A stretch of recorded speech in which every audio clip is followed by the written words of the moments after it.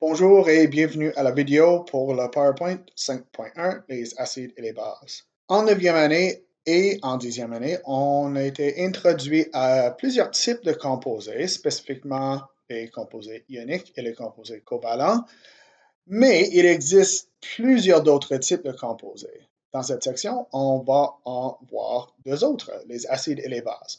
Vous avez sûrement rencontré les acides et les bases dans la vie quotidienne. Vous êtes peut-être plus conscient de où on rencontre des acides, par exemple dans les fruits ou dans les boissons gazeuses.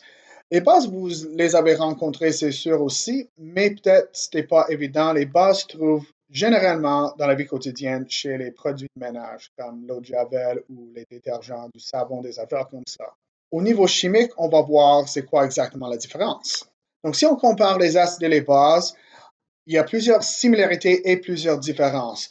Chacun de ces points ne vont peut-être pas avoir du sens tout de suite, mais lorsqu'on élabore sur chacun de ces points dans les images qui suivent, ça va, j'espère, avoir plus de sens. Donc, les acides ont un goût aigre et les bases ont un goût amer. Et vous êtes conscient de ça sûrement si vous avez goûté jamais un fruit dans la vie. Ça peut être un peu aigre, un peu sûr. Les bases, par contre, si jamais par accident vous avez mis du savon dans la bouche, ça goûte amer, évidemment. Les bases aussi, lorsque ça tombe sur la peau, si vous glissez une base entre les doigts, vous allez remarquer une texture glissante. C'est à cause d'une réaction qui se passe entre une base et la peau. Les acides n'ont pas cette caractéristique. Les bases aussi sont moins réactifs avec des métaux que des acides. Les deux peuvent être corrosifs, mais les acides peuvent être corrosifs même avec des métaux. Les formules chimiques des acides commencent d'habitude avec un H et des fois un CH. On va voir pourquoi dans un instant. Les bases, par contre, ont souvent l'ion hydroxyde à la fin de leur formule chimique. Et lorsqu'on dissout des acides dans l'eau d'habitude, ça produit des ions d'hydrogène, tandis que les bases produisent des ions d'hydroxyde. Il y a aussi une échelle qu'on utilise pour mesurer l'acidité ou la basicité d'une substance. Ça s'appelle l'échelle de pH, et on va le voir dans un instant, mais les acides ont un pH moins de 7, les bases ont un pH supérieur à 7. Il y a bien sûr des caractéristiques similaires entre les deux. Les deux peuvent être corrosifs. Comme on a dit, les acides sont peut-être un peu plus corrosifs chez des métaux. Et les deux conduisent de l'électricité. Ce que ça veut dire, c'est que si on a une solution, c'est-à-dire un acide ou une base dissout dans un solvant, d'habitude le solvant est l'eau, cette solution peut conduire de l'électricité parce qu'il y a des ions d'acide, de base ou d'autres ions dissous dans la solution. Donc, les acides et les bases en solution conduisent de l'électricité. Donc, comme on a mentionné avant, l'échelle de pH est une échelle qui mesure l'acidité ou la basicité d'une solution. L'échelle est de 0 à 14 et si le pH est moins de 7, on dit que c'est une substance acide. Si le pH est supérieur à 7, on dit que c'est une solution basique ou alcalin, qui est un synonyme pour basique. Un pH de 7 exactement, ça c'est ce qu'on appelle un pH neutre. Et selon la définition, c'est l'eau pure qui a un pH neutre. Une autre chose à garder en tête de l'échelle de pH, c'est que c'est une échelle logarithmique. Ce que ça veut dire, c'est que lorsqu'on diminue ou augmente les niveaux de pH, c'est vraiment une fois 10 qui arrive. Et donc, ce que l'acidité mesure ou ce que le pH mesure, on va élaborer cela dans un instant et dans les prochaines sections. Ce que le pH mesure, c'est la présence de l'ion d'hydrogène dans la solution. Plus il y a des ions d'hydrogène, plus la solution est acide. Et donc, par exemple, si on compare le pH de les tomates au pH des raisins, les tomates ont un pH de 4, les raisins ont un pH de 3. Ce que ça veut vraiment dire, c'est que les raisins ont 10 fois plus d'ions d'hydrogène en solution, dans leur jus par exemple, que les tomates. Si on compare l'acidité des citrons avec un pH de 2 à l'acidité des tomates, c'est pas tout simplement fois 20 ou moins 2 au niveau de l'acidité, mais en fait, les citrons sont 100 fois plus acides que les tomates. C'est une séparation de 2 niveaux sur l'échelle de pH. Ça veut dire que c'est fois 10 et fois 10 encore lorsqu'on va vers la gauche de l'échelle. Donc, les citrons ont en fait 100 fois plus d'ions d'hydrogène que les tomates. Autrement dit, les citrons sont 100 fois plus acides que les tomates. Ou on peut aussi dire que les tomates sont 100 fois moins acides que les citrons. Lorsqu'on veut déterminer l'acidité d'une substance en utilisant l'échelle de pH, on peut utiliser une substance qui s'appelle un indicateur de pH. Il y en a des dizaines de différents indicateurs. Voici-en 6 différents indicateurs: méthyle orange, rouge de méthyle, bleu de bromothymol, tournesol, phénophtaline, puis carmine d'indigo.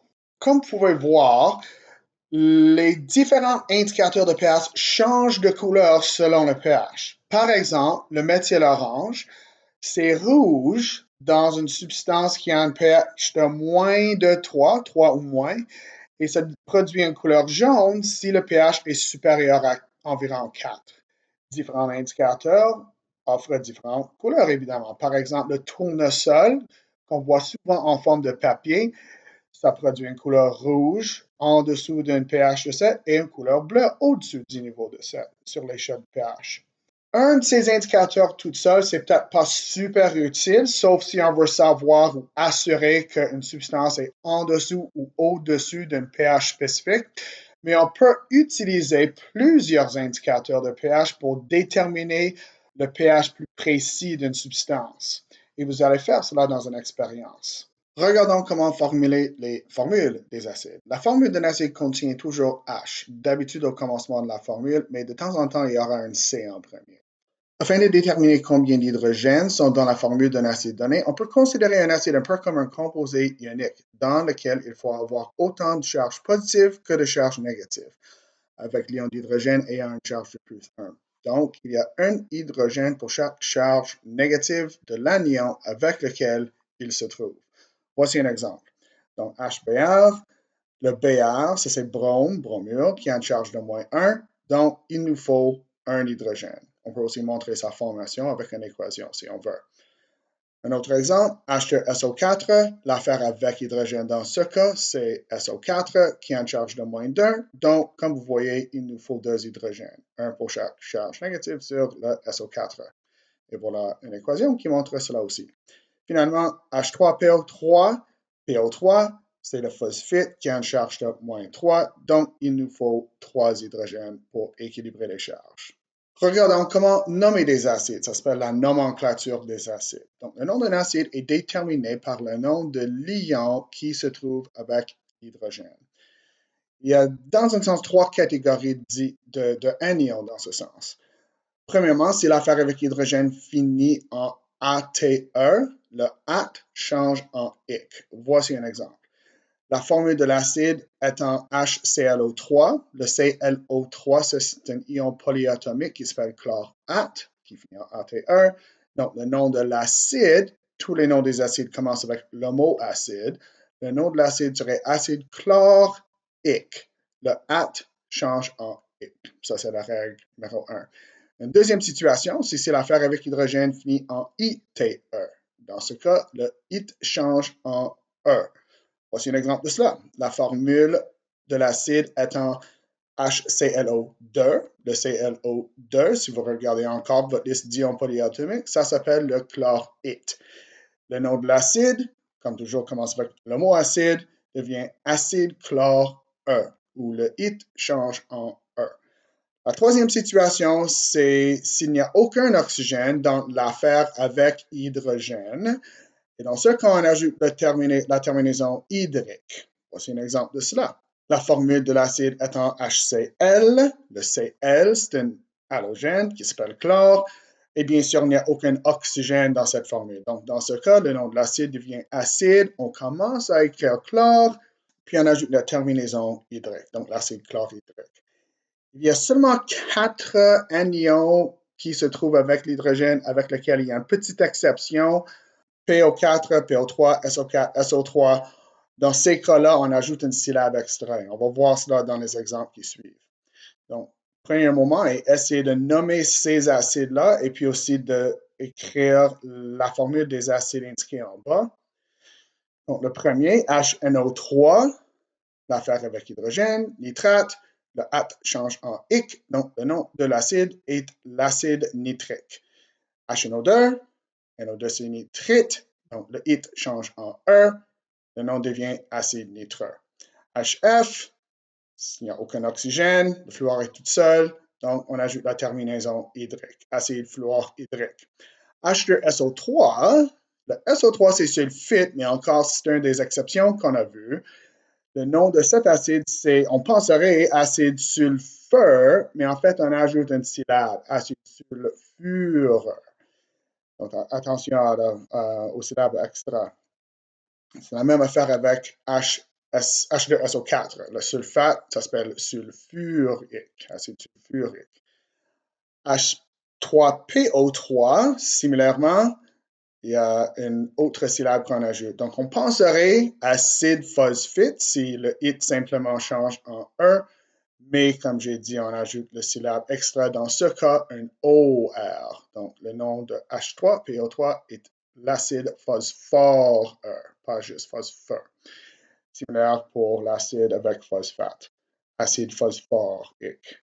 Et donc, les dernières quatre exemples, là, ce sont des exceptions à ces trois règles qu'on a mentionnées, mais tout autre nom des acides suivent assez clairement ces trois règles.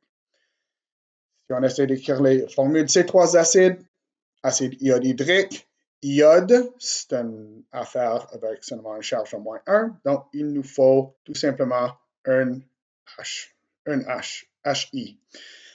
Acide acétique, acétique veut dire que la substance originale avec hydrogène, c'est acétate.